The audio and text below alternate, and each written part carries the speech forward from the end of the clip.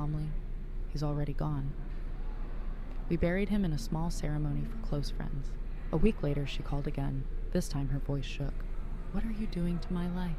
Stay with me to the end and tell me in the comments which city you're watching from so I know how far this story travels. I was arranging white lilies, Blaine's favorite, when the phone rang. I'd bought them for his hospital room. The doctors had said he was stable. "Opal," Nola's voice was flat. "I'm calling about the funeral arrangements." The flower slipped from my hand. "Funeral?" The doctor said he was recovering. "When did you last speak to them?" She snapped. "Yesterday morning. Dr. Henderson said the surgery went well." "Blaine passed last night. Infection complications." The room spun. "Why didn't anyone call me?" "You didn't answer," she said, her tone icy. I checked my phone. No missed calls. Well, maybe it was off. Anyway, the service is Thursday at 2. Small, immediate family only. Pastor Williams from my church will lead it.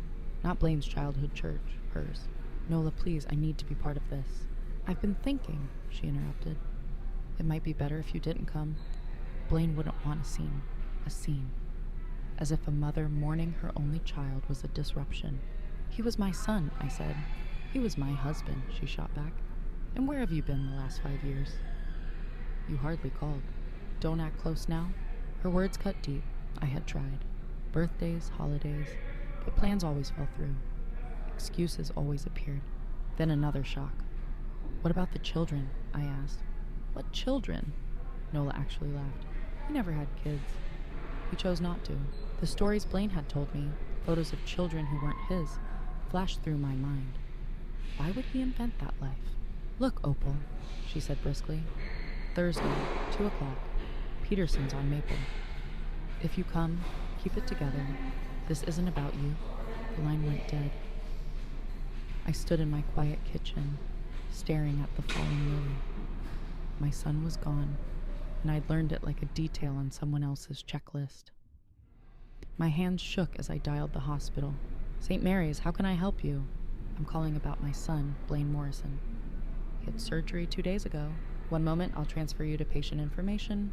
The cheerful hold music felt cruel. "Ma'am, I'm sorry," the next voice said.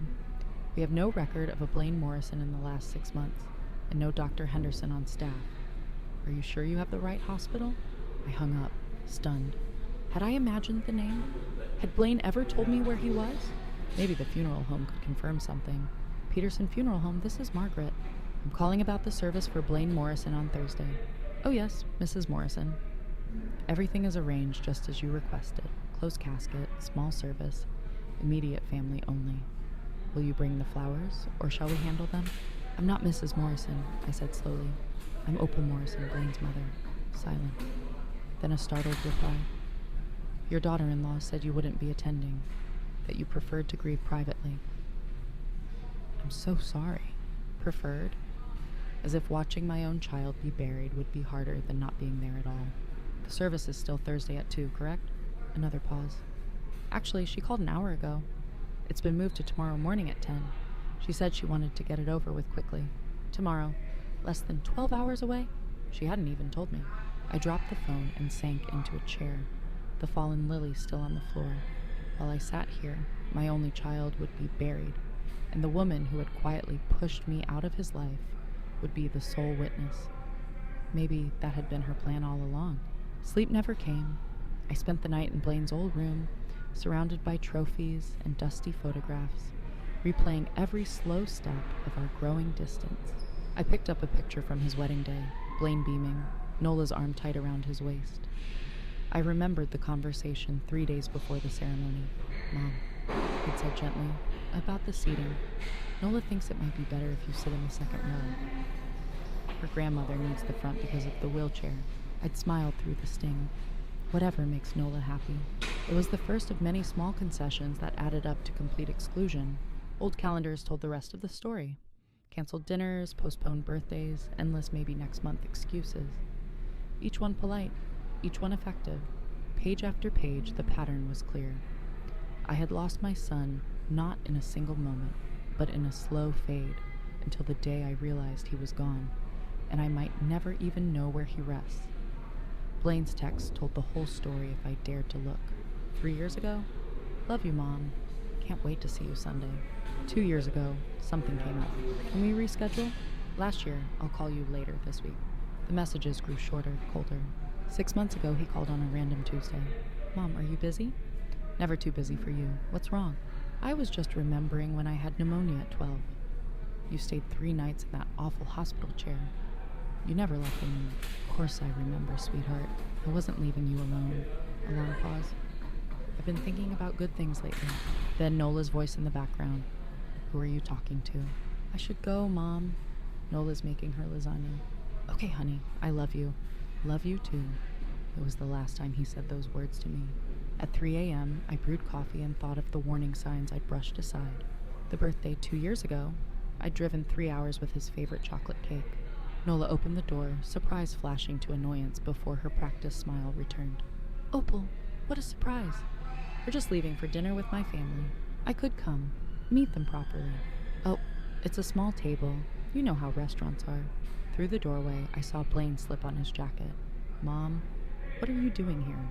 Not I'm so glad you came, just confusion. I handed over the cake. He gave a quick, awkward hug. You didn't need to drive all this way. We'll celebrate this weekend. But we never did. That cake went stale in their fridge, just like every promise to celebrate later. Looking back, I saw the pattern. Every polite cancellation. Every maybe next time. Each one teaching Blaine that his own mother was an obligation to be managed. And I'd let it happen, terrified of being the overbearing mother-in-law. Now my son was gone, buried, and I hadn't been allowed to say goodbye. 7 days passed with no answers. 7 days of phone calls to funeral homes and cemeteries, chasing any trace of where they'd laid him to rest. Then my phone rang. Hello? What are you doing to my life? Nola's voice erupted, frantic. Nothing like the cool woman who'd once announced his death. I froze. Nola? What are you talking about? Don't play dumb, Opal. I know what you're doing. The lawyers, the questions, the investigation. Stop it. I straightened in my chair, heart pounding. Her panic told me more than any detective ever could. This time I was ready with questions of my own. What lawyers? What investigation? I asked, my voice steady even though my heart was racing. The probate lawyer called this morning, Nola said, her words tumbling out. They need documentation about our marriage, our finances, everything. Something about Blaine's will. A will. The thought stunned me. I'd spent a week just trying to find his grave, never once considering legal matters. I don't see what that has to do with me, I said carefully. Stop lying. For the first time since I'd known her, Nola sounded frightened. You must have contacted them. Contested something, claimed something. I haven't spoken to any lawyers, I replied. I don't even know who Blaine's lawyer was. I've been trying to find out where you buried my son, and you won't even tell me that much. Silence. Then quietly. Riverside Cemetery. Section C, plot 247. I wrote it down with shaking hands. Thank you, I whispered. Don't thank me yet, she said, her voice sharpening again. Opal, we need to talk in person. There are things about Blaine you don't understand, not over the phone. Please, come today. Before you go to the cemetery, something in her tone, urgent, almost pleading, stopped me. I'll be there in an hour. The house looked the same from the outside, but when Nola opened the door, she was a shadow of the woman I remembered. Hair pulled back in a messy ponytail, clothes wrinkled, eyes rimmed red. Come in, she said, forcing a smile. Coffee? I followed her into the kitchen. Legal papers were scattered across the counters. Nola, what's going on? She poured coffee with trembling hands. The lawyer said Blaine changed his will 3 months ago, right around the time he started asking questions about you. Why you never visited. Why you never called. My chest tightened. I told him you'd moved on, she admitted, staring into her cup. That you didn't want to be bothered with us anymore. The lie hung in the air. But apparently he didn't believe me, she continued. The lawyer said Blaine hired a private investigator. My cup froze halfway to my lips. A what? A private investigator, she repeated, to find out why you'd suddenly stopped trying to see him. I set the cup down, carefully. And what did this investigator find? Nola's face crumpled. Phone records, documentation of every plan, every canceled visit, every excuse I made. Text messages I sent from Blaine's phone when he was at work, telling you he was too busy. emails I intercepted and deleted before he could see them. The room seemed to tilt. You sent messages pretending to be Blaine? Only a few times, she said quickly, as if that lessened it. I thought I was protecting him. From stress. From you. When we first married, you were all he talked about. Every decision involved you. I felt like I was married to both of you. So you fixed it by lying to both of us, I said quietly, fury burning behind my words. I thought some distance would help. I thought Blaine would focus on our marriage and you'd find your own life. Did it work? For a while, she whispered. But 3 months ago, he started bringing you up again, asking why you never called, why you seemed so distant. He said you never missed a birthday, never forgot the small things. He knew something was wrong. Tears blurred my vision. My son had sensed the truth, and that's when he'd hired the investigator. The envelope trembled in my hands. Mom, it began, the letter steady but urgent. If you're reading this, it means I'm gone, and David has followed my instructions to give you this letter. I stopped to breathe, blinking back tears. I need you to know the truth. Nola tried to protect what she thought was our marriage, but in doing so, she kept us apart. I found the messages, the canceled plans, the calls you never received. I know it wasn't you who drifted away. It was never you. The words blurred as I read on. 3 months ago, I changed my will. Everything I own, our house, my savings, the insurance, belongs to you. Not as a reward, but because I want you to have the life you gave me. Stability, comfort, a home that's truly yours. Please don't let bitterness take root. Forgive if you can. Remember that I love you. I always have.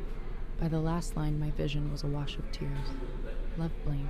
I held the letter to my chest, feeling the weight of every lost moment, and the quiet certainty that my son's final act had been one of love, not anger. I read Blaine's letter 3 times before the lawyer. David knocked softly and returned to his desk. My tears felt different now, no longer confusion, but relief and love. Your son was very thorough, David said gently. He set a thick report on the table. The investigator documented everything. Phone records, intercepted emails, witnesses who noticed all those mysteriously canceled visits. Then he opened another folder.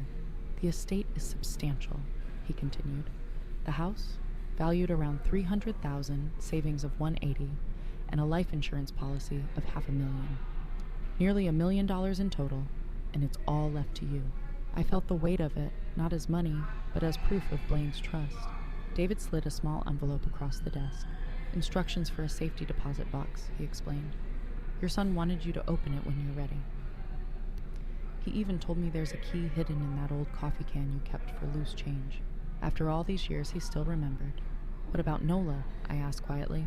Legally? None, David said. Blaine left her nothing. In this state, a spouse has no automatic claim to an inheritance if the will excludes them. I held Blaine's letter against my heart.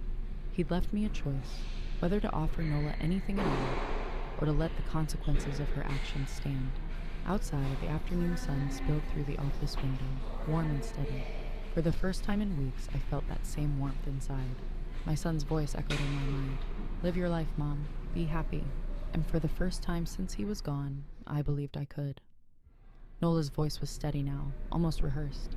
When I met Blaine, I promised myself no mother would ever come between me and the man I loved. After what happened with Marcus, I couldn't risk it again.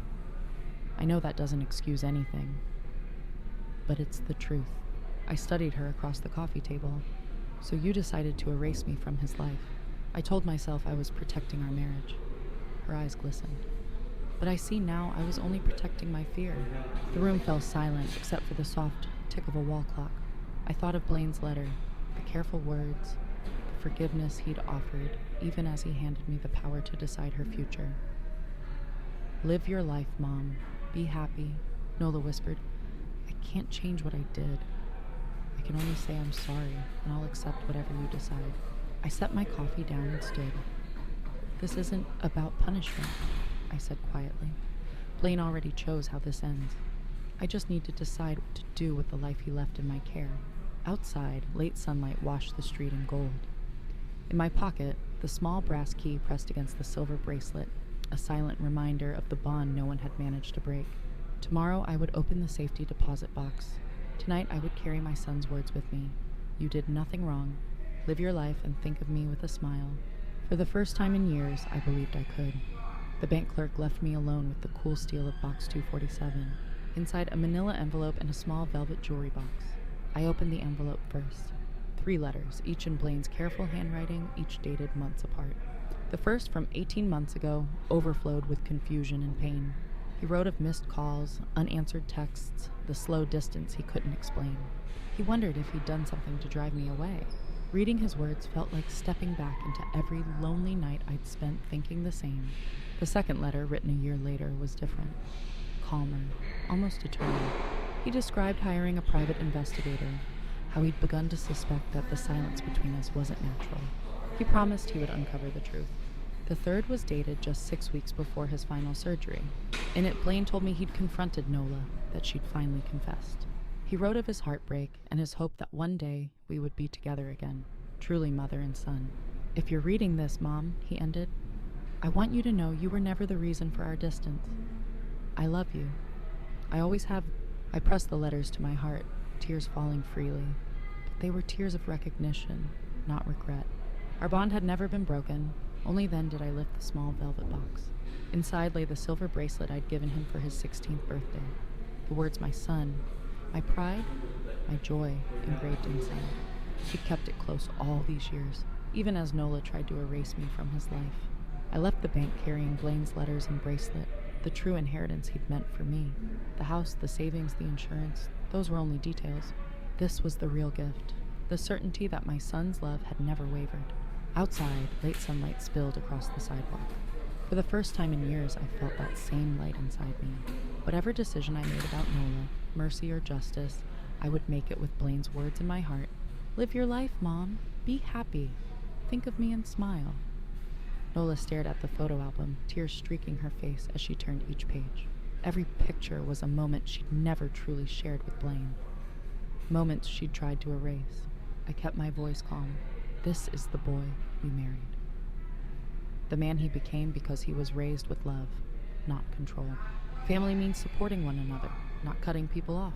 She closed the album slowly, the weight of it sinking in. I'm sorry, she whispered, almost too quiet to hear.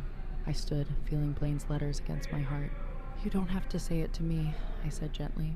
You need to understand it yourself. David slid the final documents across the desk. Nola signed them with a trembling hand. Her admission of what she'd done, her agreement to counseling, her promise never to rewrite our history again. The house would be hers, but nothing else. Blaine's savings and insurance would go to a foundation in his name, helping children stay connected with grandparents and extended family after divorce or conflict. That was my son's true legacy. As I left the office, sunlight poured through the glass doors, warm and steady. On my finger, my mother's ring caught the light. In my purse, Blaine's letters and bracelet rested like a heartbeat. I could almost hear his voice. The heart has infinite capacity for love. Live your life, Mom. Be happy. For the first time since losing him, I felt at peace. Not because there had been perfect justice, but because there was mercy, the kind my son would have wanted. He once told me I was the strongest person he knew, Nola whispered. He said that about me too after we married. He admired my career, my drive. Then why? I asked. Wasn't that enough? Why did you need to be the only strong woman in his life? She stared at the photo of Blaine for a long time. Because I was terrified of losing him the way I lost Marcus. But I lost him anyway, one lie at a time. David slid the final documents across the table. Nola signed, acknowledging every deception and agreeing to counseling. Surprisingly, I felt peace. Not revenge. Revenge would have left her with nothing. Not forgiveness either. That might come later, if at all. This was justice, tempered with the compassion Blaine had always shown, even to those who didn't deserve it. When the papers were done, Nola asked softly, "Will you tell me about him as a little boy?" I'd like to know who he was before I met him. Part of me wanted to refuse. She'd stolen years of stories, but then I remembered Blaine's words in one of his unsent letters. I wish Nola understood that loving you didn't mean loving her less. He was curious about everything, I said at last. At 4, he took apart the toaster just to see where the toast went. He got that from my father, an engineer. He loved fixing things, making them better. I guess that's what he tried to do at the end. Fix us. Tears slid down Nola's face. Thank you. For the house, for the pictures. For not destroying me. Don't thank me, I said quietly. Thank Blaine. This is his mercy, not mine. 6 months later, a package arrived. Inside was a framed photo of Blaine laughing in a sunlit garden and a note from Nola. He kept this next to his computer at work. I thought you should have it. Thank you for showing me what real love looks like. I'm learning. I set the photo on the mantel beside the others and smiled. Blaine had been right about the infinite capacity of the heart. Even a broken heart can learn to love better. The foundation we created in his name was already helping families reconnect after conflict, but the true healing came on quiet Sunday mornings in my garden. Wearing my mother's ring, thinking not of the years we lost, but of the love that survived every lie, Blaine found his way home to me after all. In the letters he wrote, in the lives his foundation touched, and in the peace he gave me when I chose mercy over revenge. Some bonds I've learned are stronger than lies. Some love is bigger than loss. And sometimes the greatest gift a child leaves behind is proof that the relationship never broke at all. I still miss him every day. I always will. But I no longer carry the weight of wondering if he loved me. Now I know, and that's enough.